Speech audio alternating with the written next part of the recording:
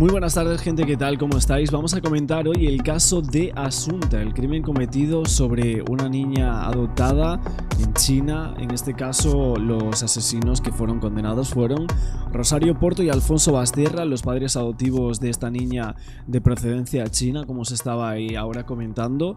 Lo que vamos a hacer, como estábamos recreando en estas últimas semanas, habría sido con el caso Alcácer, con el caso Marta del Castillo, como ir colocando ciertos reportajes de tele de hace un montón de tiempo, también mezclado con algunos reportajes o entrevistas que quizás habríamos hecho.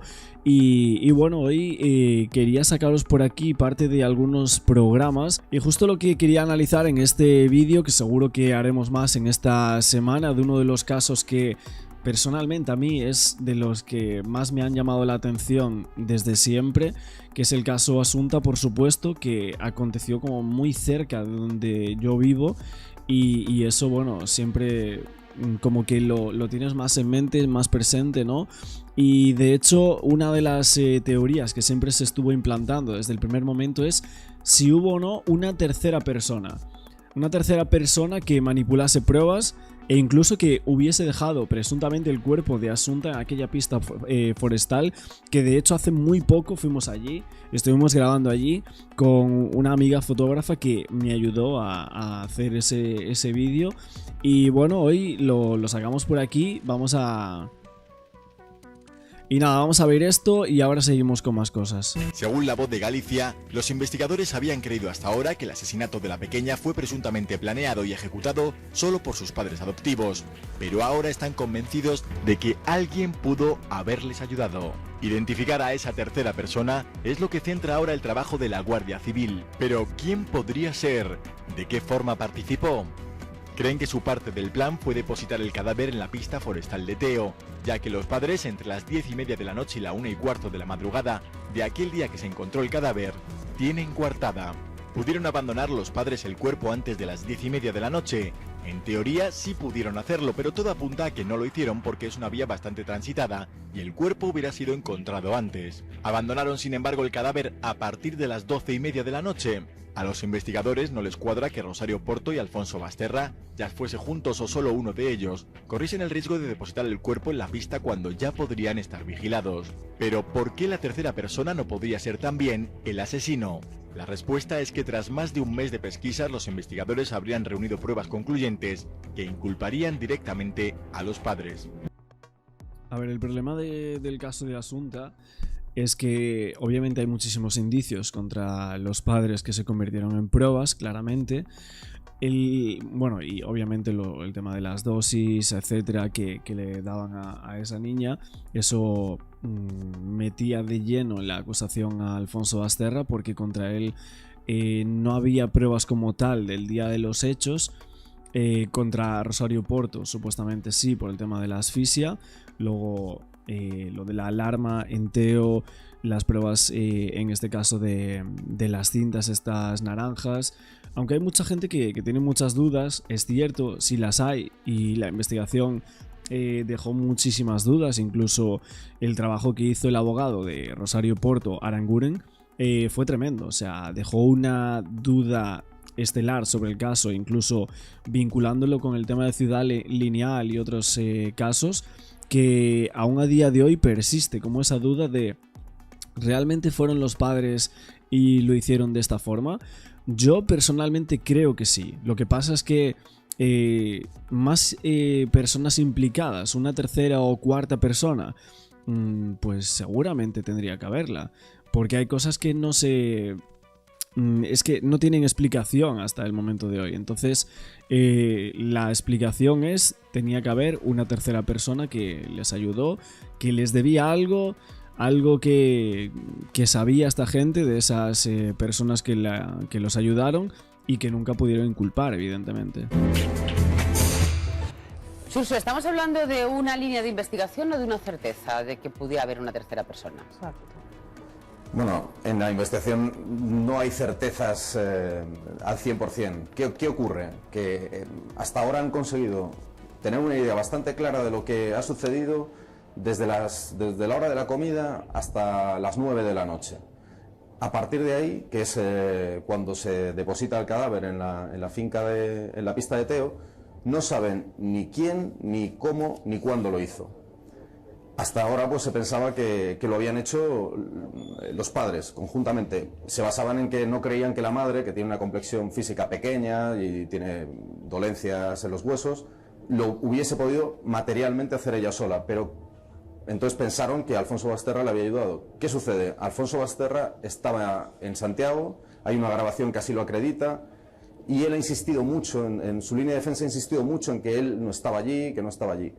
Eso es lo que ha llevado a pensar a los investigadores que hay una tercera persona, y que esa tercera persona es la que recibe el cuerpo y lo deposita en la pista de Teo. Bueno, habrá que ver los dándoles resultados. a ambos la coartada. Habrá que ver los O a resultados ella de las sola, huellas, Surso, del barro, de todo eso. dándoles a ambos la Exactamente. coartada Claro, o a Surso. ella sola. A ambos. Ambos. Ambos tendrían coartada a partir de ese momento, y sobre todo a partir de las 10:30 de la noche, que interpone la denuncia conjuntamente. No, te he formulado Y mal la antes de pregunta. esa hora... Te he formulado mal la pregunta, Surso. No sé si me la puedes responder, pero la pregunta es... ¿Le daban cobertura a ella sola sin saber que también Alfonso podría estar implicado? Es decir, ¿la cercanía sería con ella? Sí, yo entiendo que por ahí van los... Bueno, pues fijaos en lo que se planteaba en esta parte. Esto es de los primeros instantes de la investigación del caso, año 2013. Y aquí lo vemos que tras un mes de investigación aparecía esta hipótesis de la tercera persona, según los investigadores, porque no les cuadraba. A las 10:30 ponen la desaparición, a las 11 pasa por allí aquel testigo y no ve el cuerpo, e incluso luego hay uno, creo que se llamaba Alfredo o algo así, Alfredo Balsa, ¿no? Si no me equivoco, que luego lo habían condenado por temas sustancias y tal, y justamente ese hombre dice que movieron el cuerpo en aquel momento, o sea, eran la 1 o 2 de la madrugada, o sea que había alguien aún allí a la 1 o 2. Y estamos viendo que los padres tienen coartada entre las 10:30 y casi las 2 de la mañana. Es algo como que no cuadraba del todo, ¿no? Por así decirlo, pero bueno. De hecho, el propio testigo, el de la casa, que nosotros estuvimos allí justo en la casa y tal, y lo vimos a ese señor, pues literalmente también había dicho que había pasado como un coche rojo en aquel tiempo y tal, pero es que por allí pasan muchísimos coches, o sea que literalmente al lado hay una carretera que es la carretera principal que va de Teo a Santiago, o sea que están pasando coches todo el rato. Entonces, que un coche se metiese hacia esa zona, y aparte hay bastantes casas por allí y todo, no era nada raro. Aparte, no es un sitio como, por así decirlo, como muy poco concurrido, que esté en el monte, literalmente. O sea, es un sitio que por allí pasa gente y pasan coches todo el rato, ¿no? Vamos a ver también esta parte, un mensaje de Alfonso Basterra a Asunta, a Rosario Porto, perdón, sobre Asunta, que es lo que decía aquí. Hablan en la cárcel. Piensa que Asunta está de nuestro lado. Le dice el padre a su ex. Encerrados en distintos módulos del penal de Teixeiro desde el 27 de septiembre, no han tenido hasta la fecha un vis a vis. El padre de Asunta se lo ha reclamado a Rosario, pero ella se ha negado a verse con él. En cambio, han intercambiado estas notas que hoy publica Interview. Correspondencia fuera del control de prisión que se han pasado gracias a un contacto que tienen en la cárcel. Alfonso le da ánimos a ella.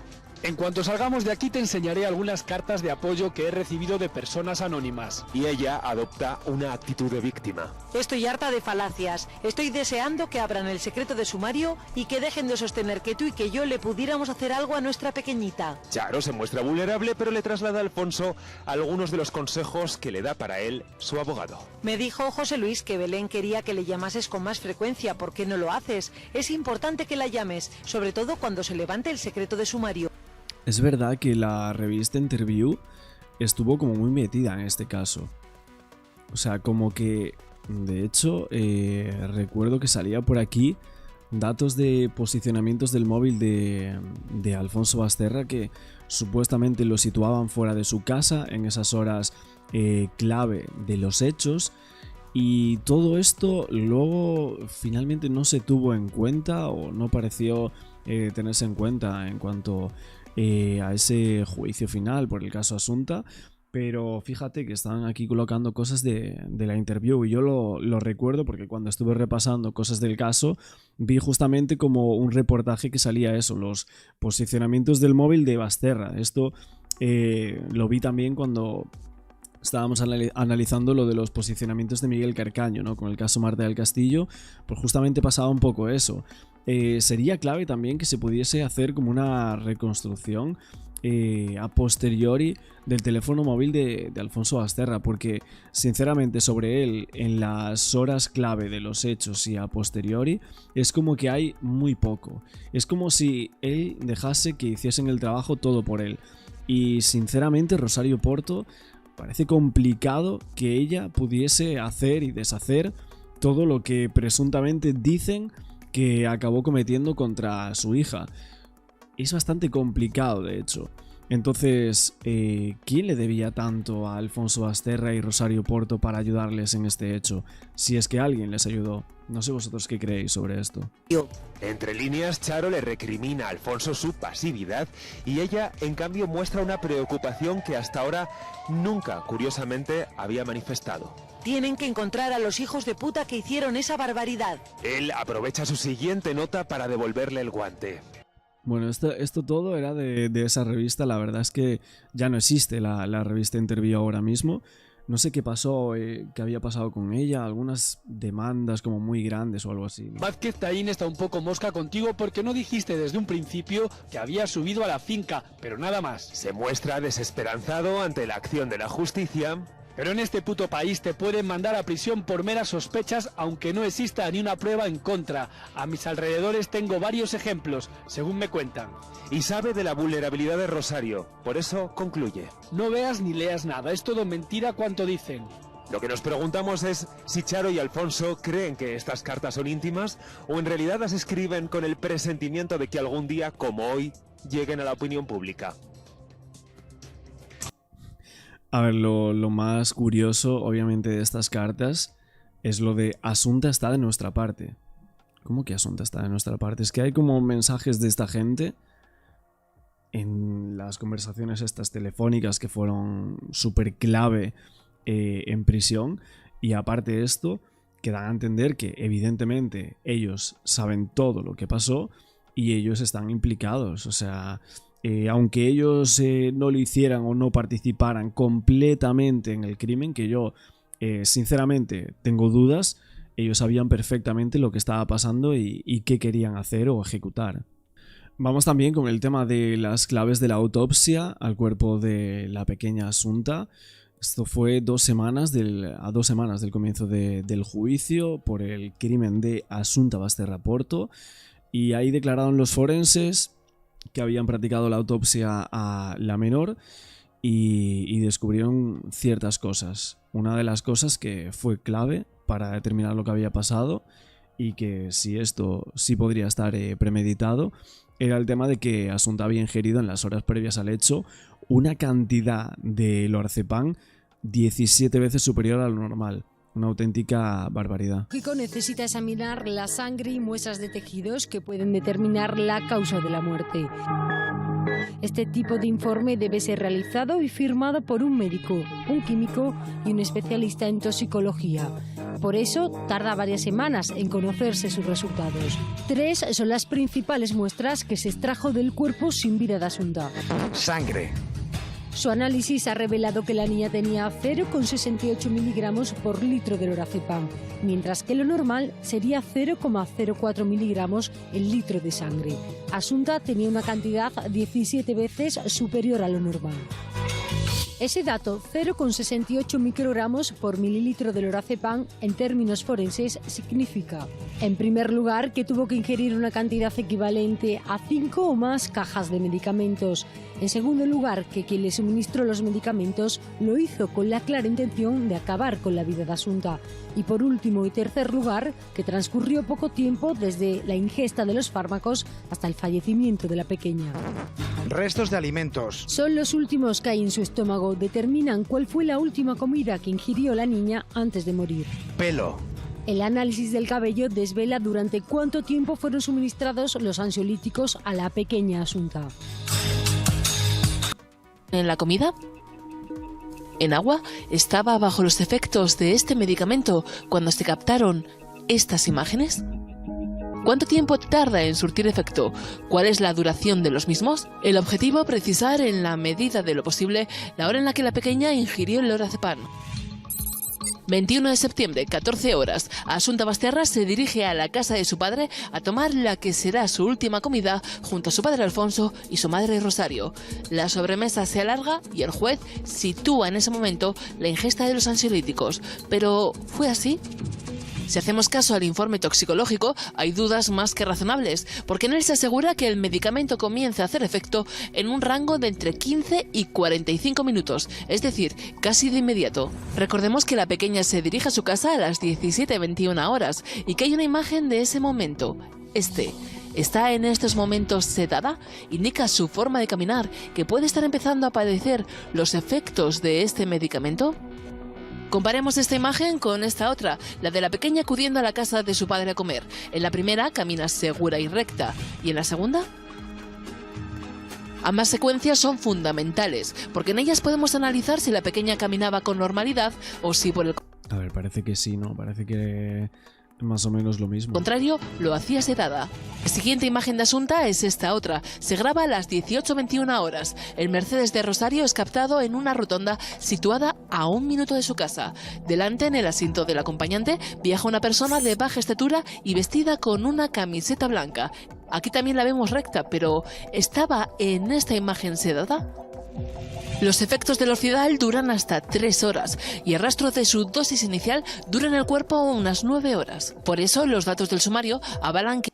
También os digo que muchas pruebas en este caso que son complicadas de digerir, entre comillas, como esta del Mercedes justo en la Galuresa, que bueno, es una mítica gasolinera en Santiago de Compostela, justamente se ve mal, o sea, literalmente no se puede apreciar que sea Asunta o no. Y también fue una de las pruebas clave. Por ejemplo, en el caso Marta del Castillo, comparándolo nuevamente, la prueba de Francisco Javier Delgado saliendo de la casa de su exmujer y entrando, no se pudo llevar a juicio porque no se veía bien.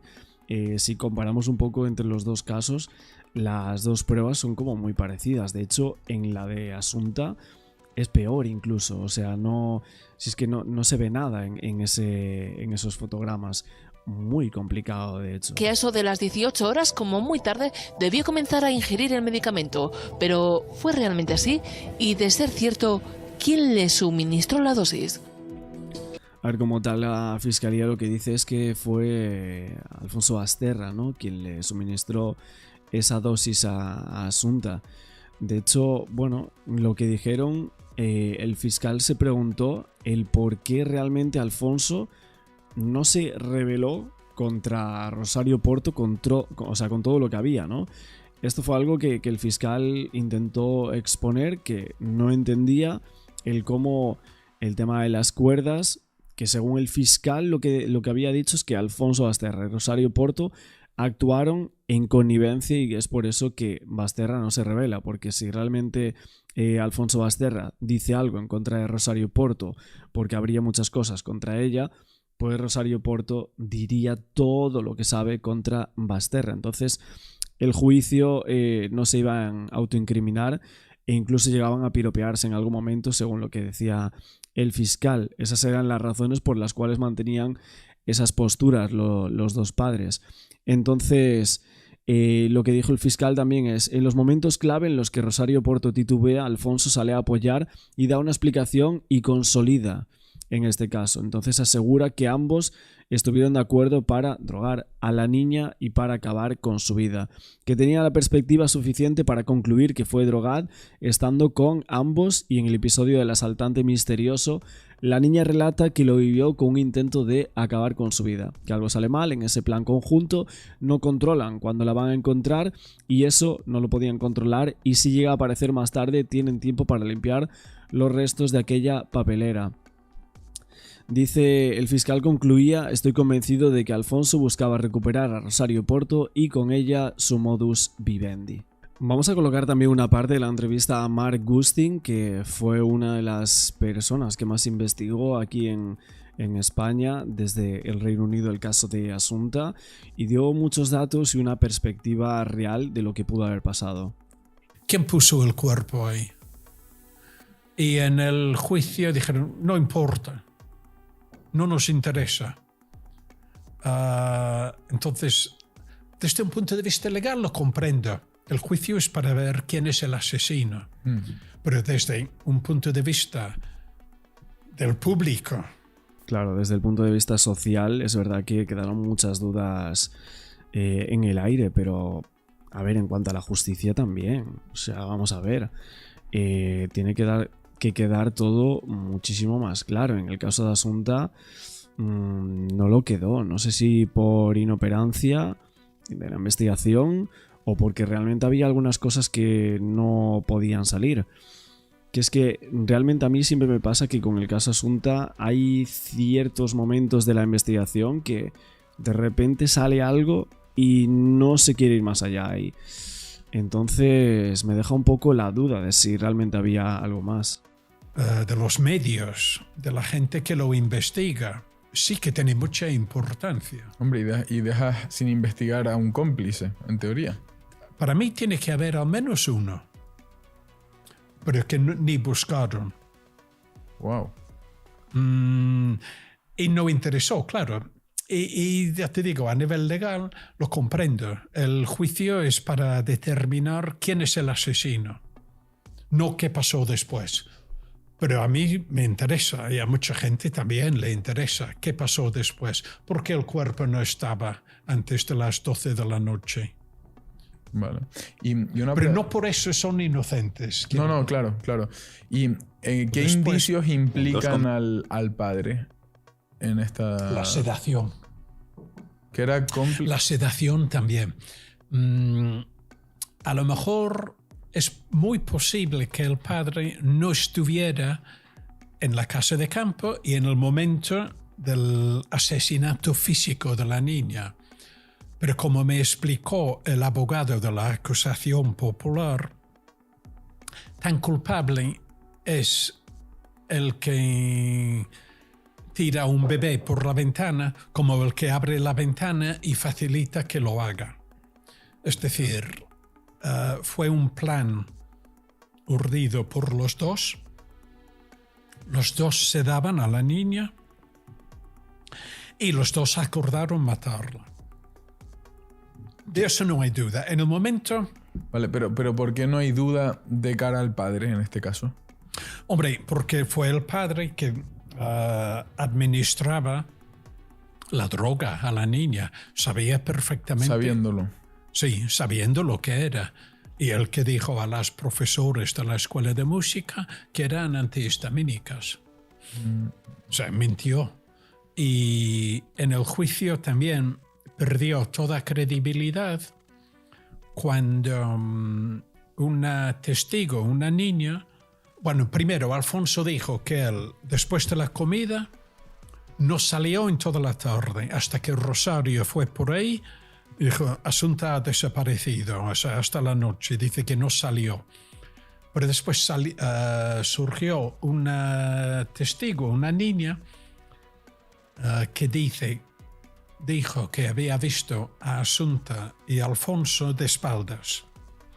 Pero fue muy contundente y a ella le aceptaron por su contundencia. Y lo justificó porque dice que la vio en un cruce cerca de una tienda donde venden zapatos deportivos. Y efectivamente había ido con su novio porque tenía en el ticket de la compra de unos zapatos deportivos. Problema.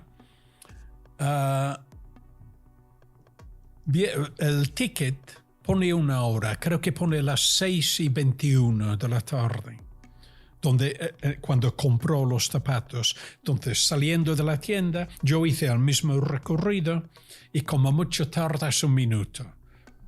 Entonces, vamos a suponer, si dice la verdad, que vio a Asunta a las 6:22. Problema, en la gasolinera de la que hablé antes, Claro, el horario es a las 6:18 o algo así, ¿no? Era la gasolinera. Cuando la cámara captó a Rosario y a Asunta en el coche, eso fue 4 minutos antes. Claro. A ver, es que esto yo lo decía también por el tema de... Es que aquí valió todo, o sea, en este caso, para determinar ciertas cuestiones. Y me llama la atención el cómo se genera la sentencia del caso Asunta en relación con el caso Marta del Castillo, porque en el de Marta no valió nada, o sea, ningún testigo valió, no se le creyó a ningún testigo, y en el de Asunta se le creyó a absolutamente todos, cuando había ciertas dudas de que fuese real. No estoy diciendo que mintiese esa niña o esa chica, ¿eh? Estoy diciendo que había dudas de que realmente viese a Asunta y a Alfonso Basterra a esa hora. O sea, a las 6:17, si no me acuerdo mal. 18. Entonces, a las 6:17 ya estaba casi en las afueras de la ciudad. Pero esta niña dice que la vio a las 6:21, 6:22 en el centro de la ciudad con el padre. Eso encajaba en la versión oficial, con lo cual dijeron, los relojes no estaban sincronizados. Y lo dejaron así. Sin más. Pero escondieron el testimonio de otra cámara de seguridad de un banco, que da la razón a que no encajaban. Y esa foto, esas imágenes de la cámara de seguridad, el jurado no las vio. En la serie que hizo Ramón Campos, preguntó al fiscal ¿por qué esta foto se mantuvo en secreto, estas imágenes? Porque desmienten esa diferencia de hora entre las dos cámaras, bueno, entre la caja de Sportown y la cámara de la gasolinera. Y dijo, como no estaban, no encajaban, no estaba coordinada la hora, no la usamos. O sea, estaban escondiendo pruebas que demuestran. A ver, este hombre, yo sé que él tiene, no sé si 1 o 2 libros sobre el caso Asunta. Mark Gustin, ahora lo voy a chequear. Pero básicamente debe ser una de las personas que más sabe del caso. Entre él y me parece que otra que había sacado un libro había sido Cruz Morcillo, creo que también tenía un libro sobre el caso. Pero este señor yo creo que es de las personas como que he visto en entrevistas y en escritos suyos como que más sabía del caso. De hecho, escuchándolo un poco esta entrevista, que vamos a ver como solo una parte, la tendréis completa en Worldcast, que es el podcast de donde salió él. Lo que mucha gente decía es que parecía claro después de escucharlo que había un tercer implicado, posiblemente un amigo o conocido de ambos y especialmente involucrado con Alfonso Basterra, quizás por compartir presuntamente algún tipo de desviación sexual. Esto es lo que muchas veces se llegó a plantear, y que pudiese ser alguien bastante relevante relacionado con la justicia. De ahí el tema de desaparición del portátil, fallos en el juicio, etc. Y también el tema del miedo de que Rosario en algún momento pudiese dilatarlos, y ahí propiciaron algunos descuidos al entregarle en prisión algunas cosas, dejar sola a Rosario, el tema de la bata que se habló en su momento, y entonces solo una persona influyente en el caso podría haber propiciado estas cuestiones según mucha gente. No sé si esto puede llegar a ser cierto. De hecho, Mark deja la puerta abierta que haya un tercer o cuarto implicado incluso, y así se relata en cierta manera todo esto.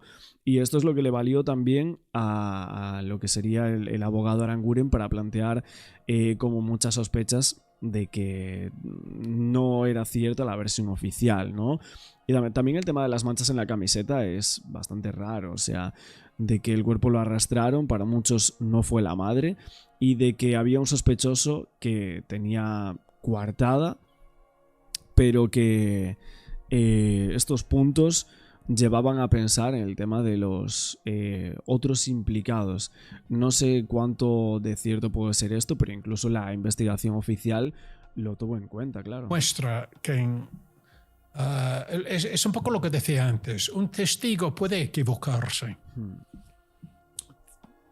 Crees que ves a alguien o que fue a las 5 cuando fue a las 4. Un testigo puede equivocarse. Por eso digo, todas estas cosas que dices, vale, juegan a favor de Alfonso y Rosario. Problema, la sedación. Pero una pregunta, si la querían matar con pastillas en una ocasión, ¿por qué la sedan durante el tiempo anteriormente? Porque lo intentaron varias veces. De hecho, 2 días antes la sedaron también y la llevaron a la casa de campo, los dos.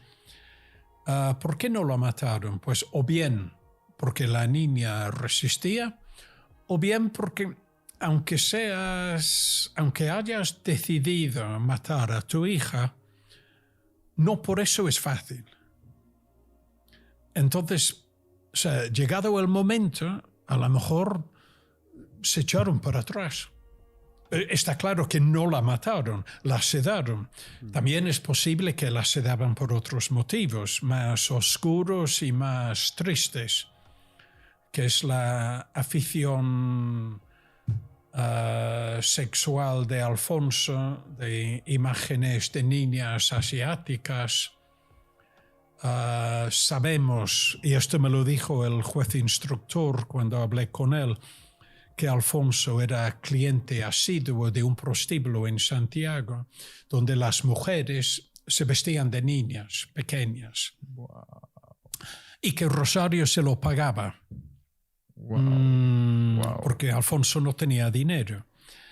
Eso me lo dijo el juez instructor. Estas son las fotos que le hacía él a Asunta. Sí, y están las fotos que él sacó a... Claro, es que como tal, en aquel momento el tema de las fotos, los investigadores decían, no, es que en realidad no tiene nada que ver. De hecho, le preguntaban a Rosario Porto, no, es que estaba haciendo un juego de zombies, estaba haciendo este juego, eran fotos del ballet, decía Alfonso Basterra.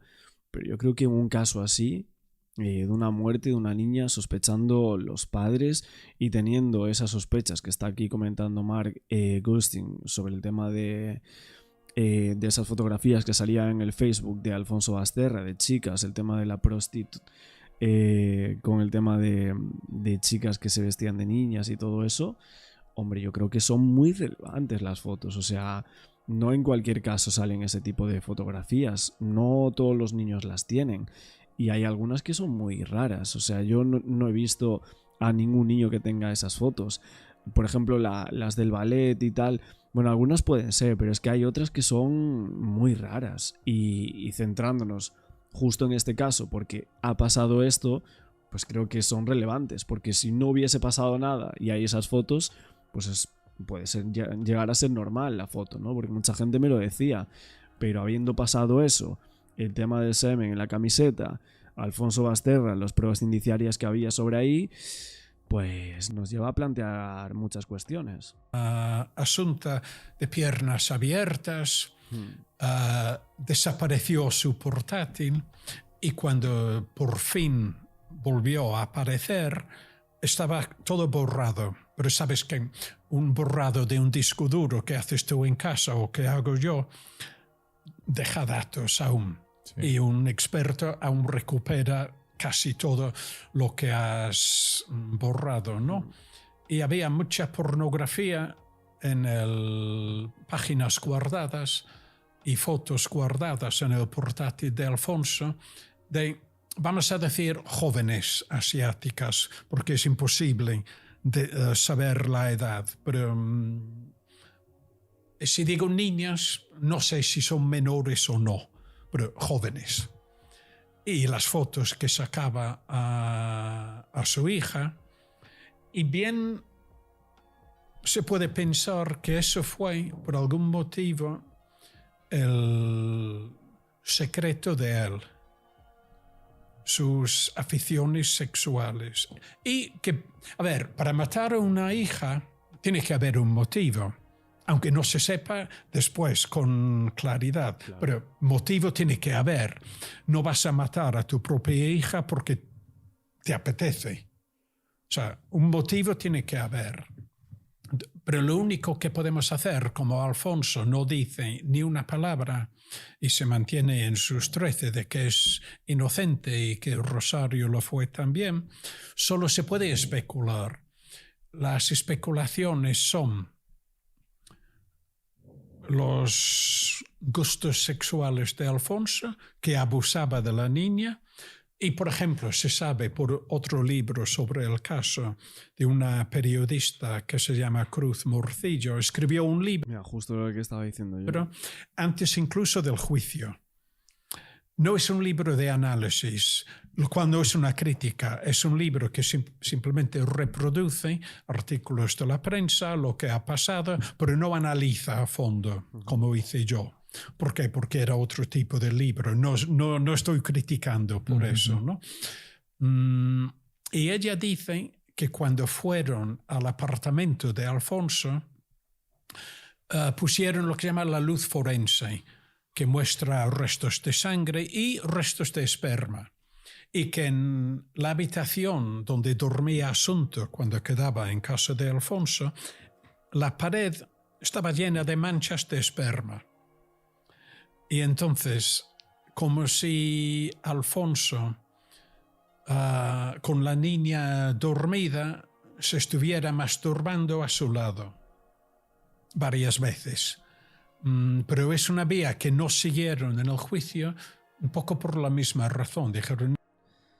Es que hay muchas vías que no se siguieron. Yo no sé si porque ahí costaba llevar a cabo ese tipo de cosas, pero mente calenturienta, este tipo de pruebas, el tema del ADN en una de las ropa interior de Asunta, había como muchas cosas ahí y no sé, la verdad es que yo no entiendo muy bien por qué no se siguió también por toda esa vía, porque sí podría haber otros implicados también, o personas a las cuales Alfonso Basterra podría haberle debido algo, ¿no? No estamos para investigar la vida sexual de Alfonso Basterra, sino si es asesino o no. Para mí todo tiene que ver. Lógico. Y eso lo pone en este otro libro, ¿no? Y en contra de Rosario hay una teoría de que ella mató a sus padres. No hay la más mínima prueba de esto. Es cierto que los padres murieron en casa sin estar enfermos, pero eran mayores y con pocos meses de diferencia. Y había como una acusación, hasta el propio juez instructor, hablando un poco fuera del lugar, en el 10º aniversario del crimen, con Rosario ya muerta, lo dijo en La Voz de Galicia. Dijo que es una posibilidad de que Rosario matara a sus padres. Hay ligeros indicios en correos electrónicos que envió Alfonso de que pudiera ser, pero vuelvo a repetir, no hay la más mínima prueba. Son especulaciones, pero sería lo suficientemente gordo si Asunta sabía tanto de los abusos de su padre sin llegar a violarla, porque la autopsia demostró que era virgen. Y sospechaba de que habían asesinado a los padres de Rosario, en cualquier momento podía hablar. Entonces tenían que silenciarla. Está claro que tenían que silenciarla. Bueno, esta es la parte de la entrevista que creo que me parecía como más clave, explicando el tema de si los terceros implicados, los presuntos motivos, la motivación del hecho criminal en contra de esta niña de 12 años y el por qué acabaron con su vida Alfonso Basterra y Rosario Porto. Creo que era como la parte clave, por así decirlo, de este podcast, pero bueno, lo tenéis completo en YouTube. y en próximos vídeos seguramente estaré intentando analizar un poco el libro de este hombre y otros libros sobre el caso Asunta y más reportajes para que tengáis todo aquí en YouTube y, bueno, como siempre digo, que accedáis a nuestro canal Axel Blaze 16 y para estar indagando el caso, para saber todo lo que se decía en tele en ese momento y en todos los medios, pues pincháis aquí a YouTube, a Axel Blaze y lo tenéis absolutamente todo. De ver esas fotos inquietantes con más detalles aún, David, cuéntanos, fotos de Asunta. Vamos a ver una fotografía de Asunta Basterra realizada en abril de 2010. La vemos a continuación. Es una fotografía que en esta ocasión ya no está en su cama, está en el suelo directamente, encima de una alfombra. Nosotros hemos decidido tapar los ojos, pero les aseguro que los ojos los tiene abiertos. En esta ocasión sí mira a cámara con un gesto de hastío, cansada, molesta, no está a gusto ni mucho menos con esa fotografía que le están tomando, también envuelta en una sábana, pero atención a esto, a esta mano de un varón adulto que está, no sé si agarrando, sujetando o simplemente tocando a Asunta. ¿De quién es esa mano? Puede ser la de su padre, de Alfonso Basterra, o no.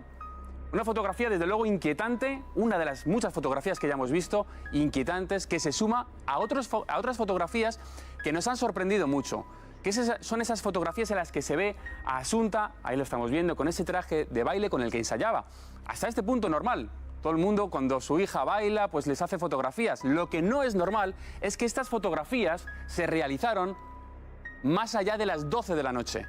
Es decir, ese día a lo mejor Asunta había bailado, le habían hecho fotografías, pero a las 12 de la noche seguía excesivamente maquillada, seguía con el mismo traje de baile, lo cual no es normal. Ella está cansada, se la ve además en el rostro, el gesto, y sobre todo lo que llama la atención son las posturas, evidentemente impropias de una niña de 12 años. Estas fotografías se han hallado en el iPhone 4 de Asunta. También las compartía con el iPhone 5 de su madre, pero bueno, esto es normal porque ya saben que los iPhone tienen una nube donde se pueden compartir archivos de forma automática.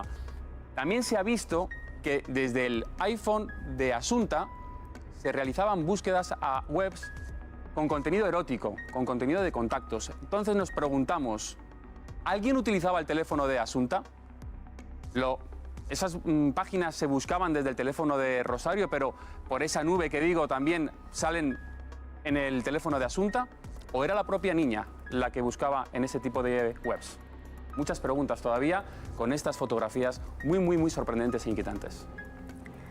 Muchas preguntas y aquí habrá muchas respuestas. Damos la bienvenida y buenas noches a Susana Laguna. Hola, buenas noches. Buenas noches, psicóloga forense y criminóloga. Pero antes, si me permites, es que Paco tiene interés en aportar algo al ver estas fotos. Porque estamos poniendo muchos paños calientes a este asunto, ¿no? ¿Cómo que estamos poniendo paños calientes? Estas fotos son inadecuadas y escandalosas.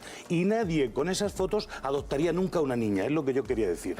Bueno, pues dicho esto, Susana, ¿qué tipo de persona puede hacer este tipo de juego o de conducta oscura? Estoy completamente de acuerdo con lo que ha dicho Paco. La Fiscalía además no le da la trascendencia, o por el momento no le ha dado la trascendencia, una gran trascendencia dentro de todo el proceso de instrucción, pero evidentemente estoy de acuerdo con él con que estas fotos no son normales. Yo dejaría una pregunta sobre la mesa. Conocemos el final de la historia, pero si no supiéramos el final de la historia, si la niña no hubiera sido asesinada, y viésemos estas fotos y dijéramos, bueno, unos padres han hecho estas fotos... ¿Qué interpretación darías a esto? ¿Qué interpretación daríamos a esto? ¿Y tú como Desde psicóloga? mi punto de vista, la niña no está jugando. En este juego solamente juega el que hace las fotos. Desde luego, la niña no está jugando. Yo creo que en este caso la madre. Efectivamente.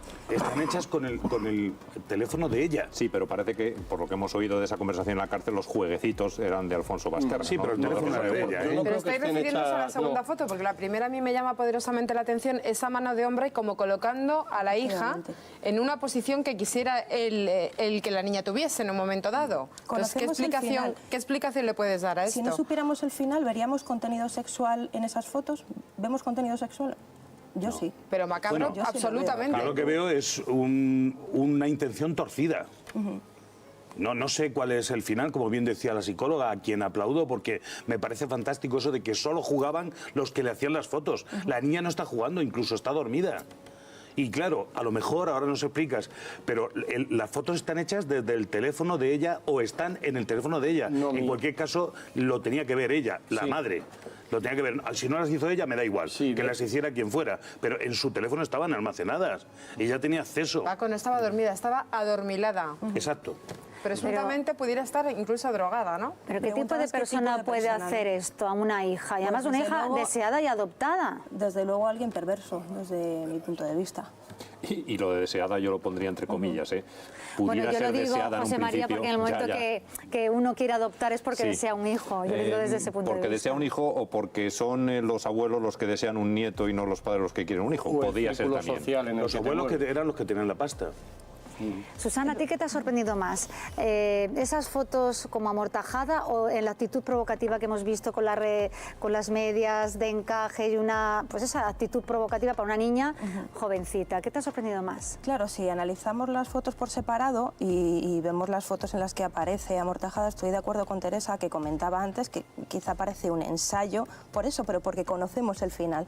Y al ver estas otras fotos con el corpiño, desde luego yo he visto un contenido sexual. Esa postura no es normal de una niña, aunque quiera posar. Entonces, por más que diga la madre que se han sacado de contexto, que incluso algunas de ellas las ha pedido la propia menor, en las fotos evidentemente no parece que la niña esté disfrutando de este jovencito. Y luego el hecho de visitar esas páginas de contactos, que también hemos sabido que se visitaban desde estos teléfonos, que es verdad, sí, al final estos teléfonos funcionan de esa manera, es decir, funcionan con una cuenta común, seguramente tenían una cuenta común tanto los padres como la hija. Y hombre, lo que sí que se comparten son los favoritos, es decir, si esas páginas estaban agregadas como favoritos, si eran simples visitas al azar, esas no se comparten, por lo tanto yo creo que aquí hay algo más. La mano. Paco, eso te iba a decir, la mano, ¿a ti qué te La sugiere? mano, presuntamente del padre. Bueno, la mano de un adulto. Presuntamente, ya digo que presuntamente. Es fácil saberlo, ¿eh? Basta verle la mano al individuo y parece lógico que si está durmiendo la niña, esté durmiendo en casa de su padre, ¿no? Vamos, yo apostaría que es, pero bueno, es presuntamente. Eso está colocando la escena. Es decir, como bien dice la psicóloga, está llevando a cabo el juego.